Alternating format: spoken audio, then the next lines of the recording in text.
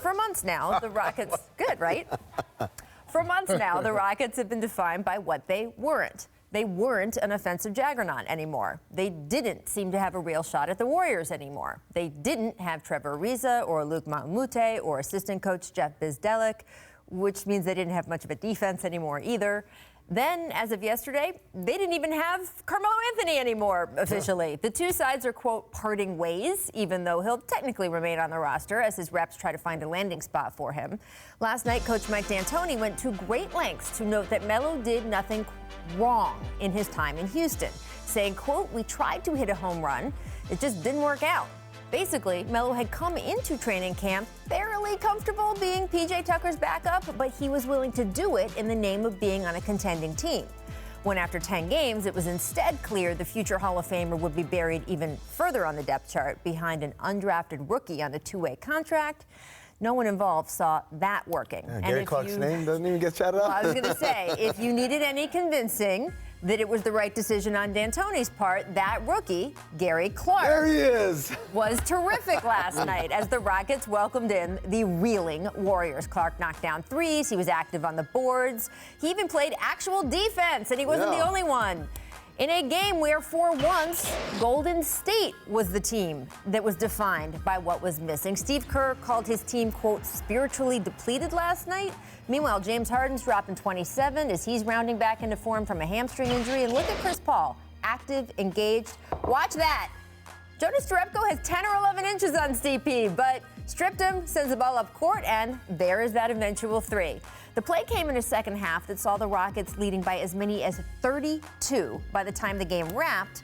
The Houston team that had started the season 1-5 suddenly had its sixth win in 8 games. And Big three. Yes, that's a small sample size. And yes, as D'Antoni reminded his players post-game, he said, "Congratulations, guys. This win gets you up to 500 on the season."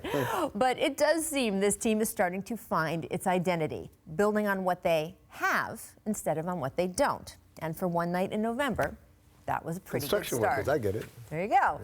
Paul, how confident should the Rockets be after this win? This was kind of put on the schedule as it could be a signature win for them. Does it feel like that? It was a great win for them. For one, they're starting to remember who they were. You know, they're getting their rhythm. Of course, they had the suspensions, the injuries, and now they're getting their rhythm. Everybody understands their role. And so, you know, this is what we expected the Rockets to be coming into the season. So I feel like they're getting a rhythm, they're getting confident, and, you know, they're going to be that team to give Warriors problems down the line. Will you stop? The man is trying to speak, and No, you're just being a distraction. you guys are distracting me with the stuff you put on the screen. Did you see what your bio said?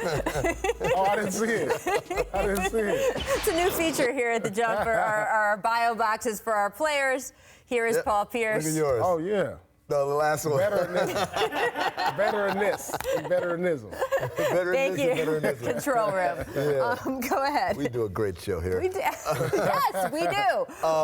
So there's, first of all, yes, absolutely great win. Regardless of the Warriors are going through stuff or not, the Rockets have been going through stuff, and they needed something to show that, okay, the struggles early in the year were not a big deal. We can get this underhand. The offense, as we just saw in the graphic, I always expected to get back to normal because, as we talked about before, they had great shot quality according to Second Spectrum stats. It's just they weren't making them. Right. But we trust Eric Gordon and Chris Paul and James Harden. They're going to start making these shots sooner or later.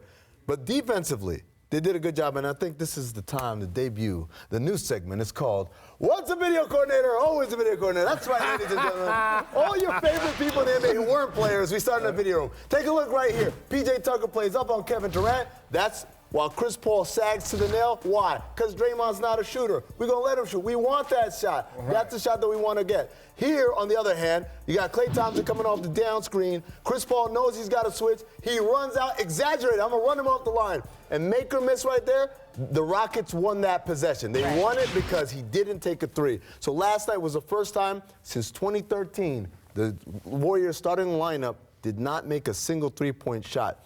That comes from excellent defense, but more than that, focused defense. We know who are guys. We don't want to get Klay off. We don't want to get Durant off. The dirty secret of the Warriors, outside of Klay, Durant, and Steph, those other guys are streaky shooters. Yeah. We can live with them taking those shots. Well, it's interesting. Mike D'Antoni talked about it last night, that apparently at halftime of a game they were playing against the Brooklyn Nets, the defense had just gotten come so undone at the beginning of the season that they had a pretty angry exchange between the players just trying to hype each other up and saying, this isn't acceptable, we can do better. And they came out in the second half. And since then, have played, I don't want to say lockdown defense, but really strong defense. Today's NBA defense. In several, there you go. Give up over 100 points and still win. And still, there we go. And that's been, to me, like a notice. I mean, that has been such a big ingredient in these past couple wins. And I do think, Paul, you're right. Look, we don't know what's going to happen in the spring. Will these teams meet in the Western Conference Finals? And if they do, is a game in November going to matter? Right. But if you've won this game, if you're the Rockets, I assume it gives you confidence, right, Paul, for the next time you play them, and then the next time you play them. It's just a confidence booster for them moving forward in the season because they know they're going to have to deal with the Warriors full strength if they want to beat them.